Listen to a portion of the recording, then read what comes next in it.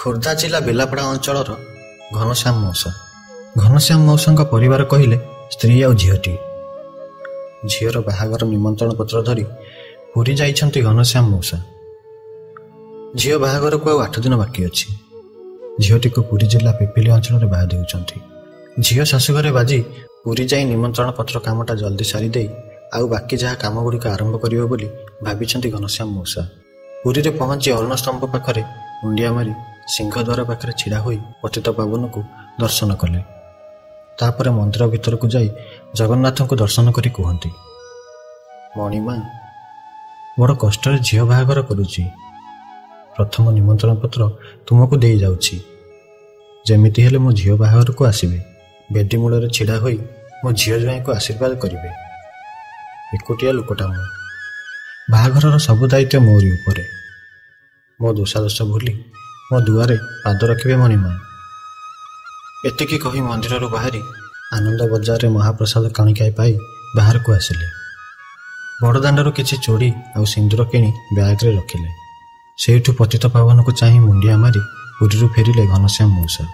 8 ଦିନ ପରେ ଆସିଲା ଝିଅର ବାହାଘର ଦିନ। ସକାଳୁ ଉଠି କାମରେ ଲାଗି ପଡ଼ିଛନ୍ତି ଘନଶ୍ୟାମ ମଉସା।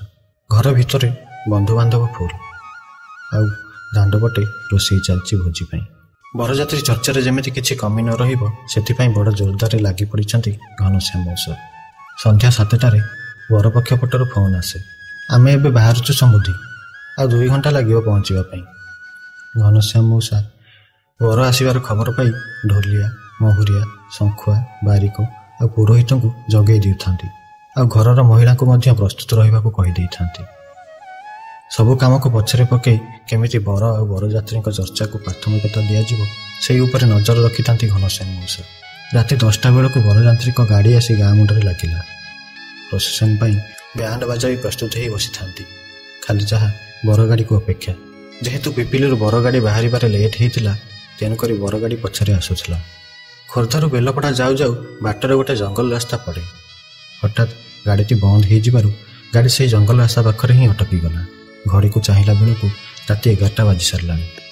ବରଗାଡ଼ିରେ ଥିବା ବରର ମାମୁଁ ଆଉ ପୁରୋହିତ ଡ୍ରାଇଭରକୁ ପଚାରିଲେ, କ'ଣ ହେଲା ଭାଇ, ଗାଡ଼ି କ'ଣ ଅଟକିଗଲା? ଡ୍ରାଇଭର ଦେଖୁଛି କହି ବାହାରକୁ ଯାଇ ଗାଡ଼ି ବନେଟ୍ ଖୋଲି ଦେଖିବାକୁ ଲାଗିଲା। କିନ୍ତୁ ଗାଡ଼ି କ'ଣ ପାଇଁ ହଠାତ୍ ଷ୍ଟାର୍ଟ ବନ୍ଦ ହେଇଗଲା କିଛି ଜଣାପଡ଼ୁନଥାଏ। ସବୁକିଛି ଚେକ୍ କଲେ, କିନ୍ତୁ ସେମିତି କିଛି ବି ଡିଫେକ୍ଟ ପାଇଲେନି। ଇଚ୍ଛାଟିଆ ଶୂନଶାନ ଜଙ୍ଗଲ ରାସ୍ତାକୁ ଶୀତ ରାତି। ଏତେ ରାତି ହେବାରୁ ଗାଡ଼ି ମଟର ବି ଆଉ ଯେତେ ଯିବା ଆସିବା କମିଗଲାଣି। ଡ୍ରାଇଭର ଗାଡ଼ି ଭିତରକୁ ଆସି କୁହେ, ଗାଡ଼ି ଇଞ୍ଜିନ୍ରେ ବୋଧେ କିଛି ଅସୁବିଧା ଅଛି, କିନ୍ତୁ ଜଣାପଡ଼ୁନି। ତେଣୁ କନ୍ୟା ପକ୍ଷ ଫୋନ୍ କରି କୁହନ୍ତୁ କିଛି ବନ୍ଦୋବସ୍ତ କରିବାକୁ। ବରର ମାମୁଁ କୁହନ୍ତି, ଆରେ ସିଏ ଆମର ନୂଆ ବନ୍ଧୁ, ତାଙ୍କୁ ଏବେ ଫୋନ୍ କରି ସାହାଯ୍ୟ ମାଗିବାଟା ଠିକ୍ ହେବନି। ବରଂ ଆମ ଲୋକ କାହାକୁ ଫୋନ୍ କରି କହ, ସେ ଆଉ ଗୋଟେ ଗାଡ଼ି ପଠାଇବେ। ତେଣୁ ବର କହିଲା, ଆମେ ଯଦି ଏ ଅସୁବିଧା ବିଷୟରେ ନ ଜଣାଇବା ତାହେଲେ ସେମାନେ ଜାଣିବେ କେମିତି? ସେମାନେ ଚିନ୍ତିତ ହେଉଥିବେ। ଆଉ କିଛି ଉପାୟ ନାହିଁ, ତେଣୁ ତାଙ୍କ ପରିବାର ଲୋକଙ୍କୁ ଜଣାଇବାକୁ ପଡ଼ିବ। ତାପରେ ବରର ମାମୁଁ କନ୍ୟାର ବାପାଙ୍କୁ ଫୋନ୍ କଲେ ଆଉ କହିଲେ, ସମୁଦି, ରାସ୍ତାରେ ଆମ ଗାଡ଼ିଟା ଖରାପ ହେଇଗଲା, ତେଣୁ ଚେଷ୍ଟା କରୁଛୁ ଯଦି ଗାଡ଼ିଟି ସଜାଡ଼ି ଆସିବା ପାଇଁ। ଆପଣ ବ୍ୟସ୍ତ ହେବେନି, ଆମେ କିଛି ଗୋଟେ ବ୍ୟବସ୍ଥା କରୁଛୁ।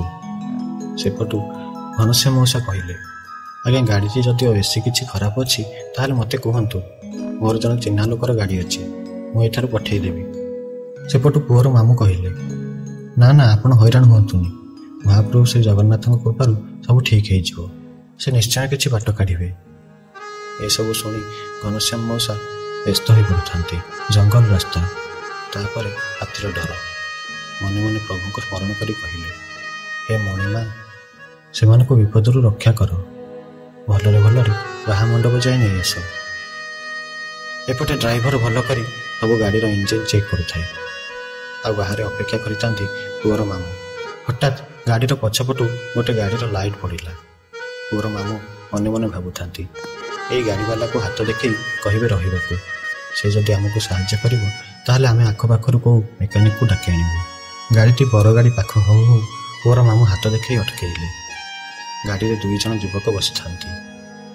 2 ଜଣ ଯାକ ବହୁତ ସୁସ୍ଥ ସବଳ ଯୁବକ ଭଳି ଦେଖାଯାଉଥାନ୍ତି। ପୁଅର ମାମୁଁକୁ ଦେଖି ଯୁବକ ଜଣକ କହିଲେ, କ'ଣ ହେଲା, କିଛି ଅସୁବିଧା ହେଇଛି କି? ପୁଅର ମାମୁଁ କହିଲେ, ଗାଡ଼ିଟି ଖରାପ ହେଇଯାଇଛି, ଯେତେ ବି ଷ୍ଟାର୍ଟ କଲେ ଆଉ ଷ୍ଟାର୍ଟ ହେଉନି। କ'ଣ ଡିଫେକ୍ଟ ବି ହେଇଛି କିଛି ଜଣାପଡ଼ୁନି। ସେପଟେ ବାହାଘର ପାଇଁ ବେଳା ଗଡ଼ି ଯାଉଛି, କ'ଣ କରିବୁ କିଛି ବୁଝିପାରୁନି। ଯୁବକ ଜଣକ କହିଲେ, ଆପଣ ଆମ ଘନଶ୍ୟାମ ମଉସାଙ୍କ ଘର ପକ୍ଷରୁ ତ? ହଠାତ୍ ପୁଅର ମାମୁଁ ଆଶ୍ଚର୍ଯ୍ୟ ହୋଇ ପଚାରିଲେ, ଆପଣ କେମିତି ଜାଣିଲେ? ଯୁବକ ଦୁହେଁ କହିଲେ, ସେ ଆମ ସମ୍ପର୍କୀୟ। ଆମେ ପୁରୀରୁ ଏବେ ଆସୁଛୁ, ଯାଉଛୁ ତାଙ୍କ ଝିଅ ବାହାଘରରେ ଯୋଗ ଦେବାକୁ। ଏତିକି ଶୁଣି ପୁଅର ମାମୁଁ କହିବାକୁ ଲାଗିଲେ, ଯାହା ହଉ ଭଲ ହେଲା, ଆପଣ ଆମକୁ ଟିକେ ସାହାଯ୍ୟ କରିଦିଅନ୍ତୁ। ଆଗ ଛକରୁ ଦେଖି ଟିକେ ମେକାନିକ୍ ନେଇ ଆସନ୍ତୁ। ଯୁବକ ଜଣକ କହିଲେ, ଓ ଏଇ କଥା, ଆପଣ ଜମା ବି ବ୍ୟସ୍ତ ହୁଅନ୍ତୁନି, ମୁଁ ଜଣେ ଗ୍ୟାରେଜ ମେକାନିକ୍। ଚାଲନ୍ତୁ ଦେଖିବା କ'ଣ ହେଇଛି। ଯୁବକ ଜଣକ ଗାଡ଼ିର ଇଞ୍ଜିନ୍ ଚେକ୍ କରି ବ୍ୟାଟେରୀ ପ୍ଲଗ୍ରୁ କାର୍ବନ ଛଡ଼େଇ ଡ୍ରାଇଭରକୁ ଇସାରା ଦେଲେ, ଏଥର ଗାଡ଼ି ଷ୍ଟାର୍ଟ କର। ଏବେ ଷ୍ଟାର୍ଟ ହେଇଯିବ। ଡ୍ରାଇଭର ମଧ୍ୟ ଗାଡ଼ି ଷ୍ଟାର୍ଟ କରୁ କରୁ ତତ୍କ୍ଷଣାତ୍ ଷ୍ଟାର୍ଟ ହେଇଗଲା। ପୁଅର ମାମୁଁ ଭାବୁଥାନ୍ତି, ଡ୍ରାଇଭର ବି ତ ସେଇ ସବୁ ଜିନିଷ ଚେକ୍ କରିଥିଲା, କାର୍ବନ ସଫା କରିଥିଲା, ହେଲେ ଏ ଯୁବକ ଜଣକ ହାତ ମାରୁ ମାରୁ କେମିତି ଷ୍ଟାର୍ଟ ହେଇଗଲା? ତାପରେ ଯୁବକ ଜଣକ କହିଲେ, ଆପଣଙ୍କ ଗାଡ଼ି ଏବେ ଠିକ୍ ହେଇଗଲା, ଆପଣ ଆଗରେ ଯାଇ ଝିଅ ଘରେ ପହଞ୍ଚନ୍ତୁ। ଆମେ ଆଗ ଛକରୁ ଟିକେ କିଛି ଉପହାର ନେଇ ପହଞ୍ଚୁଛୁ। ଆଉ ହଁ, ଘନଶ୍ୟାମ ମଉସା କହିଥିଲେ ଜଗନ୍ନାଥଙ୍କ ଛଡ଼ା ତୁଳସୀ ଆଉ କିଛି ଛଡ଼ା ଫୁଲ ଆଣିବାକୁ। ଆମେ ନେଇ ଆସିଛୁ, ଆପଣ ତାଙ୍କୁ ଟିକେ ଦେଇଦେବେ। ଆମର ପହଞ୍ଚିବା ବେଳକୁ ଟିକେ ବିଳମ୍ବ ହେଇଯିବ, କାଳେ ଏହିସବୁ ସାମଗ୍ରୀ ବିବାହ କାର୍ଯ୍ୟରେ ଲଗାଇବା ପାଇଁ ମଗେଇଥିବେ, ତେଣୁ ଆପଣମାନେ ଏହାକୁ ନେଇଯାଆନ୍ତୁ। ପୁଅର ମାମୁଁ କହିଲେ, ଯଦି ସମୁଦି ଆମକୁ ପଚାରିବେ କିଏ ଦେଲା ବୋଲି, ଆମେ ଆପଣଙ୍କର ପରିଚୟ କ'ଣ ଦେବୁ? ଯୁବକ ଜଣକ କହିଲେ, କହିବେ ପୁରୀରୁ କାଳିଆ ପଠେଇଛି, ଯାହାକୁ ନିମନ୍ତ୍ରଣ କାର୍ଡ଼ ଦେଇ ଆସିଥିଲେ। ଏତିକି ଶୁଣି ପୁଅର ମାମୁଁ ଯୁବକ ଦୁଇ ଜଣଙ୍କୁ ବିଦାୟ ଦେଇ ଗାଡ଼ିରେ ବସି ସିଧା ଆସି ଝିଅ ଘରେ ପହଞ୍ଚିଲେ। ଝିଅ ଘରେ ପହଞ୍ଚି ପୁଅର ମାମୁଁ ଗୋଟି ଗୋଟି କରି ସବୁ କଥା ଘନଶ୍ୟାମ ମଉସାଙ୍କୁ ଜଣେଇ କହିଲେ, ଆପଣଙ୍କ ପୁରୀର ସମ୍ପର୍କୀୟ ଲୋକ ଯଦି ଆଜି ଦେଖା ହେଇନଥାନ୍ତେ, ତାହେଲେ କ'ଣ ଯେ ହେଇଥାନ୍ତା କିଛି କହିହେବନି। ଆଉ ଏବେ ନିଅ ଏଇ ଫୁଲ ତୁଳସୀ ଥିବା ମୁଣାକୁ, ସେ ପଛରେ ଆସୁଛନ୍ତି। ତମେ କାଳେ ଏସବୁ ବାହାଘର କାର୍ଯ୍ୟରେ ଲଗେଇବ, ସେଥିପାଇଁ ସେ ଆଗୁଆ ଆମ ହାତରେ ପଠେଇଦେଲେ। ଘନଶ୍ୟାମ ମଉସା ସବୁ କଥା ଶୁଣି ଆଁ କରି ଛିଡ଼ା ହେଇଥାନ୍ତି। କ'ଣ ସବୁ ଶୁଣୁଛନ୍ତି କିଛି ବିଶ୍ୱାସ କରିପାରୁନଥାନ୍ତି। ମୁଣା ଖୋଲି ଦେଖନ୍ତି ସେଥିରେ କିଛି ସୁବାସିତ ଫୁଲ ଆଉ ମହାପ୍ରଭୁଙ୍କ ଛଡ଼ା ତୁଳସୀ, ଯାହାକୁ ଖୋଲୁ ଖୋଲୁ ଆଖପାଖ ମହମହ ବାସି ଉଠିଲା। ଘନଶ୍ୟାମ ମଉସା ସଙ୍ଗେ ସଙ୍ଗେ ସେ ଫୁଲ ଆଉ ତୁଳସୀ ଧରି ଦୌଡ଼ିଲେ ଠାକୁର ଘରକୁ। ଠାକୁର ଘରେ ପୂଜା ପାଉଥିବା ଚତୁର୍ଦ୍ଧା ମୂର୍ତ୍ତି ଆଗରେ ଲମ୍ବ ହୋଇ ପଡ଼ି କହିବାକୁ ଲାଗିଲେ, ମୁଁ ଧନ୍ୟ ହେଇଗଲି ମଣିମା, ମୁଁ ଧନ୍ୟ ହେଇଗଲି। ମୋ ନିମନ୍ତ୍ରଣରେ ତୁମେ ସତରେ ମୋ ଘରକୁ ଚାଲି ଆସି ମୋ ଉପରେ ତୁମର ଏ କୃପାଜଳ ଢାଳି ମୋ ଜୀବନ ଧନ୍ୟ କରିଦେଲ କଳାଶାନ୍ତ। ପୁଅର ମାମୁଁ ଘନଶ୍ୟାମ ମଉସାଙ୍କୁ ପଚାରିଲେ, କ'ଣ ହେଇଛି ସମୁଦି?